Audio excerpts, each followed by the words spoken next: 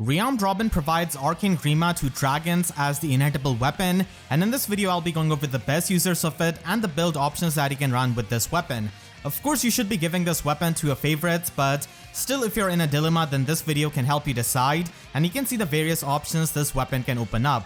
Arcane Grima is a 16 might breath, and this is not going to be color locked, so any kind of dragon of any color can basically get this. So it gives you -1 special cooldown, +5 to all of these stats, and also the guaranteed follow-up attack. And it can also give you a bit of true damage based on 15% of your unit's attack stat, and after the combat you can heal up 7 HP. So this kind of weapon is going to be missing out some things like follow-up negation or the guard effect, but still this is going to be a pretty good weapon to inherit to a lot of the dragons which didn't get a very good weapon refine or are simply not going to be getting any kind of refine. And keep in mind that because she's an armor rearmed hero, you can actually give her a lot of these skills and use the skill duplication. I'm not going to bore you with the details as I've made a full in-depth video about that, which you can find in the description. Overall, this weapon is going to be helping you revitalize your favorites and also giving new life to many units. It can work with both fast dragons and slow dragons, and in my opinion, dragon armors pretty much win big time with this kind of weapon because of the auto follow-up and having pretty good synergy with the hardy fighter. This is going to be my criteria for ranking dragon armors, and because with the arcane weapons, you cannot run any kind of preferred skills, the stat allocation is going to be playing a huge role, and usage of hardy fighter is extremely important for an armor unit to function as a safe tank in ether raids or in summoner duels, the competitive game modes where the far save or near save tanks are going to be used a lot. And having more attack is definitely going to be helping with this kind of weapon because you have a lot better chances of one-shotting your opponents with distant counter Dragon Sacred Seal. And if they've got any kind of preferred weapon or skill, then I'm definitely going to be considering the trade-off depending on the change of performance they can get out of this kind of weapon.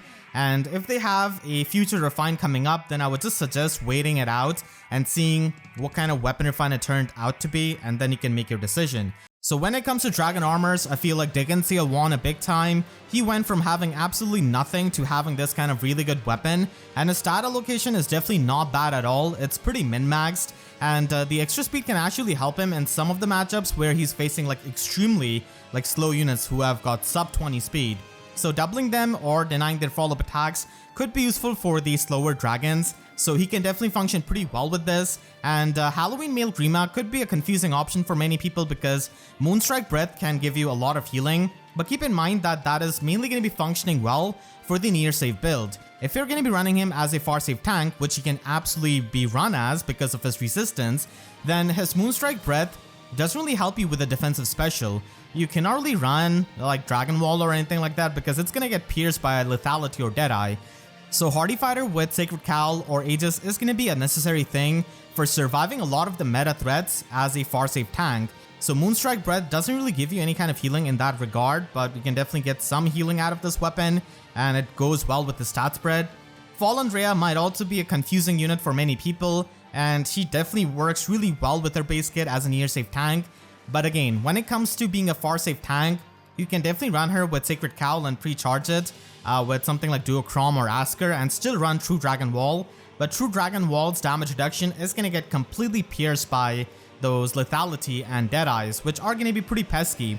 And her weapon also has Weary Fighter built into it, so she cannot really make a follow-up attack. So this weapon can definitely help her in that regard when it comes to running a far save build. So if you're running a near save Rhea, then it's not really worth it, but if you're considering her as a far save tank, then this weapon is definitely pretty nice with Hardy Fighter, because as it is, you need the damage reduction out of a defensive special, and you can also get some healing and also get the auto follow up. So Rhea is also one of those far save tanks that I've seen quite a lot actually, so she's also a pretty good user of that.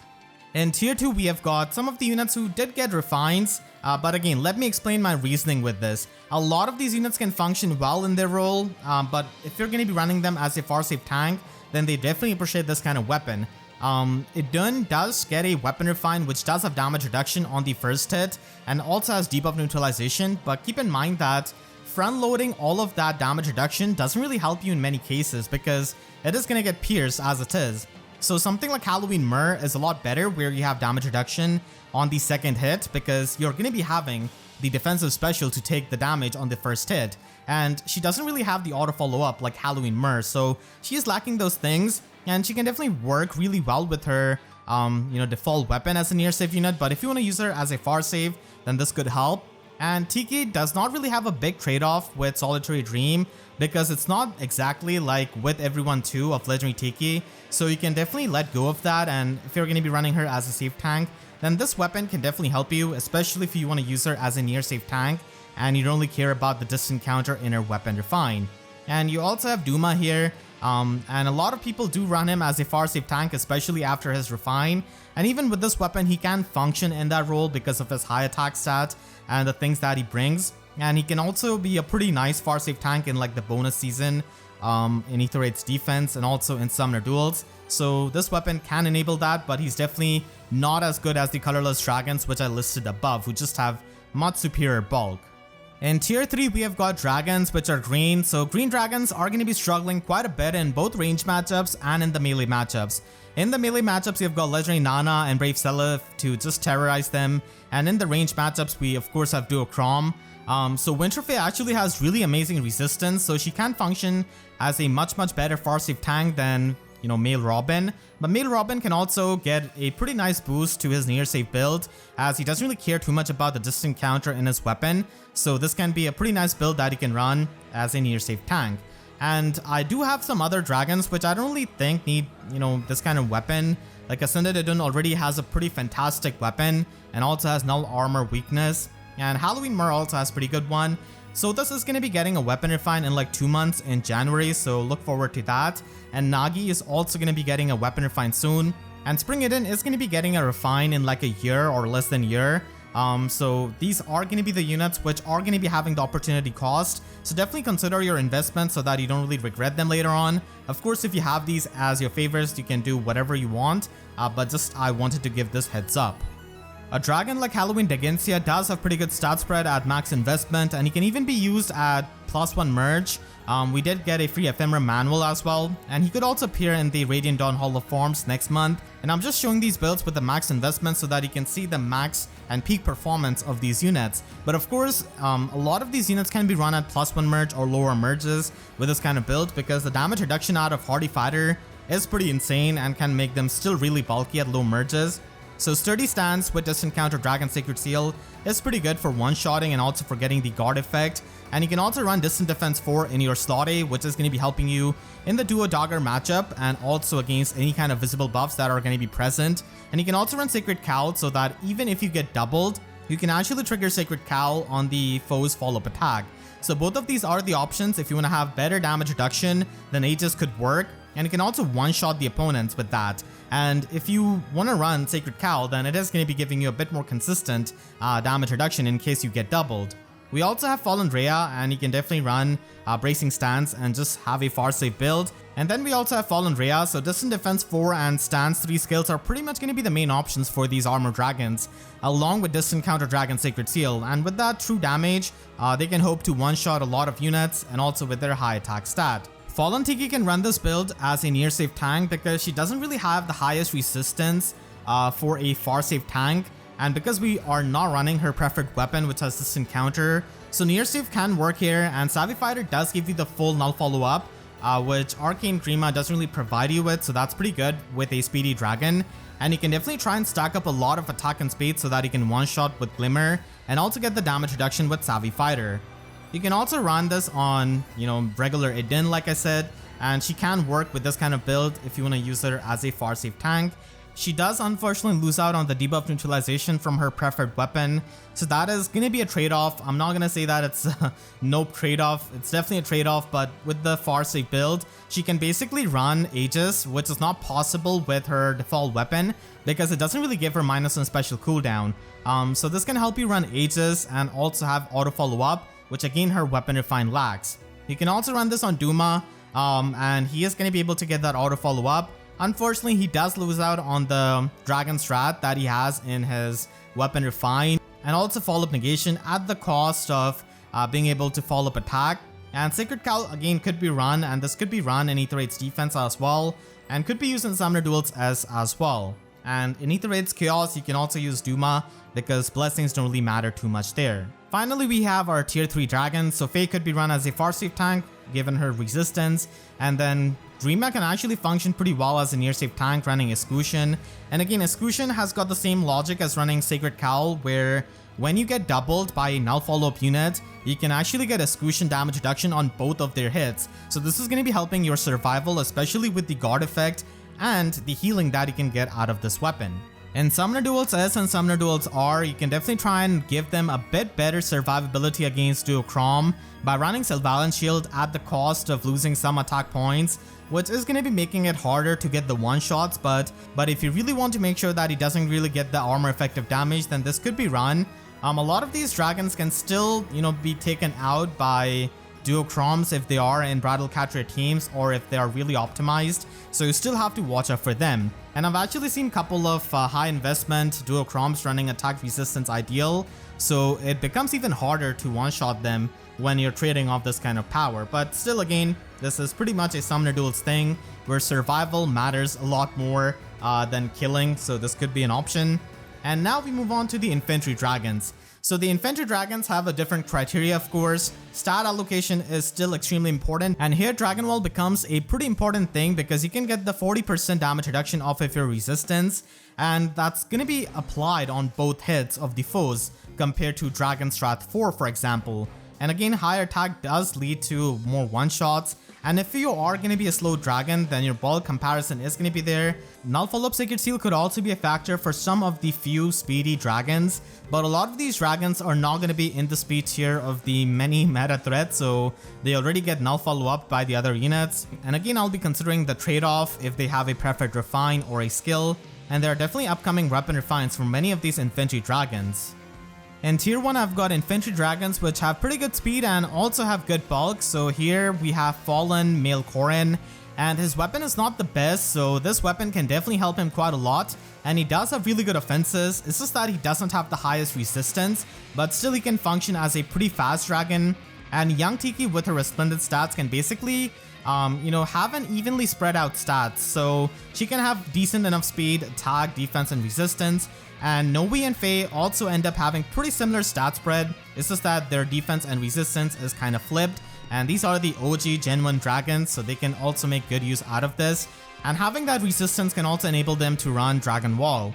We also have Kurth Naga, Enna, and also Garen, and all three of these red dragons are pretty similar when it comes to their stat allocation. As you can see, there are some minor differences, and of course Kurth Naga does have the highest attack here, while Enna ends up having the highest resistance, and then both Kurth Naga and Garen just tie for that defense. And all of them can use this kind of weapon really well, and they all have access to Dragon Wall with their resistance, and they do have pretty good bulk and also the attack stat to get the true damage, and also get one-shots on many of the foes. In tier 2, we do have Male Kana, and Male Kana's weapon refine is kind of similar to this weapon with the healing, but this weapon overall is going to be better, so he can definitely run this. He does lose out on few points when it comes to comparison with Noe, mainly the attack stat and the HP stat, but he does have better speed, so that is definitely pretty nice. And he can also run the Dragon Wall build, which Noe can also run, so Male Kana is also a pretty good recipient of this. And the vanilla dance skills are not actually considered like a preferred skill. I mean, they are preferred, but they could still be run with an arcane weapon, so that definitely makes them unique. And there are not too many dragon threats that are like supportive. For like Arcane Sword, there was the competition between Allied Sword and Floret Cane, but here there's not really much of a competition, so this kind of breath could be run if you just want to maximize the offensive power of your dancer, especially someone like Nils who does have high speed and also has, attacks similar to Kana and also high resistance. And then female Kana is here with her lower resistance, which is not going to be as easy to use with Dragon Wall, but she does have that speed similar to male Kana at base 44. In tier 3, we do have dragons which don't have the highest resistance to make of Dragon Wall, and also some massive trade-off, as you can see with Sothis. So yeah, Sothis' weapon refine, not the greatest. It does have distant counter, but a lot of times it's not going to be the best thing that you will need in Aether Raid's defense. And because of being a dark mythic unit, like, you cannot really use her in Aether Raid's offense like the other dragons and get the mythic buff. So her usage is definitely pretty limited, and you also lose out on Sirius Plus, which in my opinion is the better part of her remix and refine, because it does have Null Guard built into it, so you lose out on that, so that's a pretty big trade-off. and you also lose out on the damage reduction that you get out of her weapon refine. But if you just want to focus on the melee matchups, then she could run. But like I mentioned, even though like her stat spread might look really good, there's still a trade-off here with her weapon refine and especially Serious Plus. Cannot stress Serious Plus enough. That Null Guard is really good, and you also have limited usability of Sothis really in the game modes, and even with that, like in Aetherite's defense, she's not going to be the best mythic really, and most people are just going to be using Medius. So she's here chilling in tier 3, and we also have Adele Tiki. So compared to the like other red dragons, she doesn't really have as much resistance, and she also hasn't got a resplendent version, so that's why I put her over here. So resistance is definitely lower than Kurth, Naga, Garen, and Enna. And Nils actually does have better stats than Ninian, pretty much a complete upgrade. So that's why he's above that tier of Ninian. And she only really beats him in like 3 resistance, which is not really all that much. And we also have female Corrin. And I know many people are going to be upset at me for putting her over in tier 4, but hear me out on my reasoning. The only thing going on for female Corrin is her defense and speed. And her attack is not the highest to make use of the, true damage that you get, or even for one-shotting a lot of things, and her resistance is not high enough to use Dragon Wall. So when you have a dancer like Nils pretty much having more attack and also more resistance than you, then you know something is up. Nils also has more HP, and I feel like if she got Resplendent, it would definitely get better for her, but because of the reasons I stated, she is going to be in this tier. There are definitely many of the recent dragons who already have pretty good preferred skill, and it's not really worth the trade-off. And we are going to be getting Refine of Fallen Female Corrin like next month maybe, and Na is also due for her weapon refine, so all of these refines are actually in just a couple of months. Bantu's refine as well, and Legendary Corrin does lose her negating Fang, so that's also a big trade-off there, and she's going to be getting refined I think in a year. And Seros, while she doesn't have the best Lotsie skill, you're still trading off the follow-up negation in her weapon, and she already gets the guaranteed follow-up attack in the player phase, which does matter more to get the guaranteed follow-up attack in Aetherite's defense. So a case could be made for her, but I feel like she's fine with her weapon, and it's not going to be improving too much of her performance as a Anima Mythic. And if you want to build up these Infantry Dragons, then Attack Speed Finish 4 and Dragon's Wrath 4 is going to be a pretty good skill that you can use on these fast dragons, and by running Glimmer, you're going to be able to retaliate with that special. And someone like Fallen Male Corrin can easily run a more mixed phase build by running Null Follow-Up. You don't necessarily have to run Distant Counter Dragon on every single dragon unit. He clearly does not have the highest resistance, so just focusing on the melee matchups and making use of Null Follow-Up is pretty nice as a Sacred Seal, and you can actually get more damage reduction with Speed Smoke 4, and you can definitely be really viable with that. And the finish healing is basically in combat, while the healing from the weapon is post-combat, so you can actually be pretty self-sufficient with the finish kills on these infantry units. You can also run this on Young Tiki, who's a pretty old unit, but she definitely takes a lot of investment. And she can also work as a speedy dragon with the finish skill and also with attack speed Oath 4. And you could run Dragon's Wrath on her if you want to, but you can also run Null Follow-Up. And she is going to be ending up having better resistance than Corrin, so she can also run Distant Counter. And Dragon Wall is also an option if you do stack up her resistance. And speaking of stacking up resistance, if you want to do that with Noe, then that's definitely a possibility here, as you can run Attack Resistance Unity and Dragon Wall. So you do lose out on the Distant Counter weapon, which does have the special cooldown penalty and also has debuff neutralization, but you can kind of try and deal with the debuffs with the Unity skill, and then also get the consistent damage reduction with Dragon Wall, and you can also get the follow-up negation with Attack Smoke 4, so that is definitely pretty good if you're not going to be investing too hard into the speed. So that is going to be pretty much giving you like a bootleg Null Follow-Up, because you can bypass the follow-up negations with the auto follow-up of the weapon, and then you can have the follow-up negation with Attack Smoke 4. So it can actually work out for many of these dragons, as you'll see. And you can also run Fae with Attack Resistance Finish 4. So that's also an option here, and you can run the Menace skill or even Attack Smoke 4. Really depends on the options that you've got here. And again, Dragon Wall is going to be a nice thing with these kinds of dragons who have got high resistance. And Fae also has pretty high HP, like Noe. You can also use Kurth Naga with Mirror Stance 3, which can provide you the guard effect.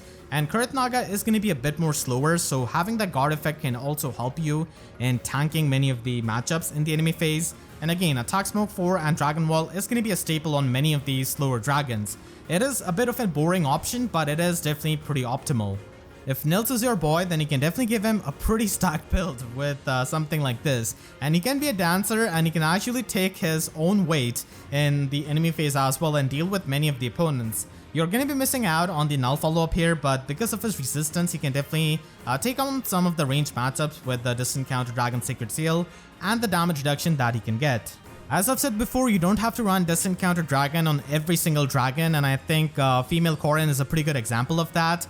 Ideal skills are gonna be not as premium as the finished guilds, but still it's an option from the divine codes, and the healing is actually gonna be having good synergy with the threshold of attack speed ideal, and you can definitely run a skill like Speed Smoke 4 so that you can get the visible buff and get the damage reduction, and this way Female Corrin can make productive use out of her speed with Speed Smoke 4 and get that damage reduction. And then Sacred Seal is pretty flexible, honestly. You can run some other sloppy skill as well. And you can also run Tempo skill and Breath Sacred Seal on many of these dragons and retaliate back with like a 2 cooldown special. So having guard with Tempo is definitely pretty nice, and it's definitely not that conventional build, I guess, with Dragon Wall, but still I wanted to mix things up and just showcase some of the options.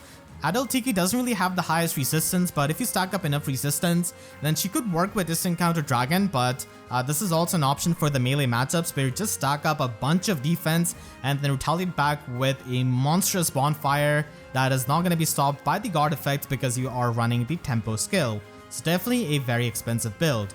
And then finally, if you are a big Sothis fan, then this could be an option, and at least you can pre-charge your Moonbow and Ether Raid's defense and pretty much do a lot of damage with Dragon's Wrath 4 and the finish kill with its true damage. Here you're going to be missing out on null follow-up, but you can definitely get Infantry Speed Tactic or Infantry null follow-up to be used on your Ether Raid's Dark Season, so that could work out. And again, Sirius Plus is definitely a pretty big trade-off. There are not too many flying dragons that would like to have this skill, so this is the part where the arcane weapon kind of becomes a bit niche, and I guess that's the reason why they didn't really release the Divine Fang on Halloween Naga. So she's going to be a tier 1 unit because of her high attack stat, and then Mer is going to be in tier 2, and you could definitely make a case for some of the dragons in the blue category with good preferred weapons or bigger trade-off like Halloween. Young Tiki could also be one of those units, but when I did consider her role, she's mainly going to be used in a Gale Force team in Ether Raid's offense because of her harmonic button giving that extra action.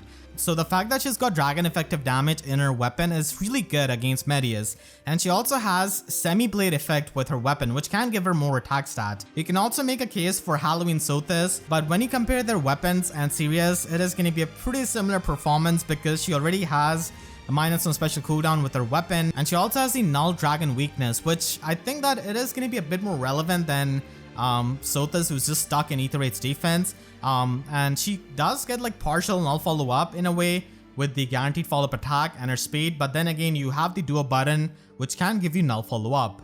If you run this weapon on Legendary Grima, then you can only get the dragon skin, which is definitely a bit unfortunate, so I think that's a pretty big trade-off for a lot of these dragons losing their preferred skill. Flying dragons don't really have as many options as infantry and armored dragons, but here are some of the builds that you can run on Naga depending on what kind of route you take. So if you want to go with the speed route, then you can definitely go with the cat skill and also have Dragon's Wrath 4. So this can be a bit of a mixed phase build, and here you can get the follow-up negation with Attack Smoke 4, and with her speed, this is definitely going to be helping you have better bulk and denying the follow-up attacks of many of the enemies because they cannot really have access to something like Hardy Fighter or Null Follow-Up, so Attack Smoke 4 does work out. And if you want to go the full tanking route, then you can just go and stack up a resistance and run Dragon Wall with attack resistance unity. And if you want to go the full player phase route, then Dive Bomb is actually pretty good, and with the guaranteed follow-up attack, you can actually bypass a lot of the follow-up negation effects, and despite her not having the highest speed, you can still double a lot of the units with the Dive Bomb effect. Mer does have the Great Flame, which does have the defense check, which is going to be hard to meet many times right now, where she does get the partial null follow-up with that weapon, but again, you either have to choose between running Dragon Wall or running Dragon's Ire to get the auto follow-up, but that's not the case with this weapon, so you can definitely go the full tanking route, running the Bracing Stance, running Dragon Wall, and also running Attack Smoke 4. There are non-existent Dragon Cavaliers who can make use of this weapon. All of them have good preferred skill. Like, you don't really want to lose Domain of Flame or Domain of Ice with Nifl, and Ymir is also really solid. So unless you're a big fan of them and if you just want to collect all kinds of weapons for them, I wouldn't really consider giving them this weapon because they lose out on their preferred skill, which are really good for the support. This is going to be my final Arcane Grima tier list. As you can see, I feel like the armor units do make really good use of this, so that's why I've got tier 1 armors at the top. And then we've got tier 1 infantry and flyer, which is just literally Naga, and then the other units as well. So not as many users as Arcane Elutnir of Rearmed Breath, so it is going to be a bit niche in that regard. And a lot of dragons already have pretty nice weapons or are due for the weapon refine as I went over them. And I did get some pretty good constructive criticism that I should also show the free-to-play side and the premium side of the tier list. So here's the free-to-play tier list of the Arcane Grima. And we have all kinds of like Gen 1 dragons here with Noe and Faye, and also Enna here from the Grail pool. And we do have Adeltiki in tier 3, which is not bad if you like her a lot. So this weapon can definitely be a big boost for her. And when you want to look at the premium side of things, you're going to be finding a lot of armored dragons. We don't really have any kind of free-to-play armored dragon.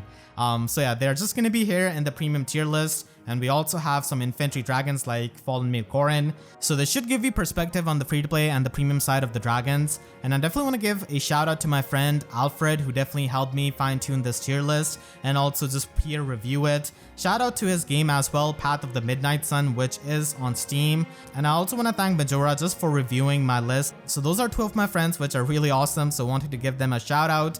And I hope that this video helped you. So make sure to share this video with your friends if any of them are summoning on this video. And if you enjoyed this video, then make sure to leave a like and a comment, helps tremendously. And if you really enjoyed, you could always support me directly by using super thanks or by becoming a YouTube member down below. And for more Faye videos, make sure to subscribe and hit the notification bell, because I wish YouTube sub boxes would show my videos as many times as the amount of Grima breaths we're going to be seeing on so many dragons. So with that said, I'll see you guys next time. Thank you so much for watching and have a great day.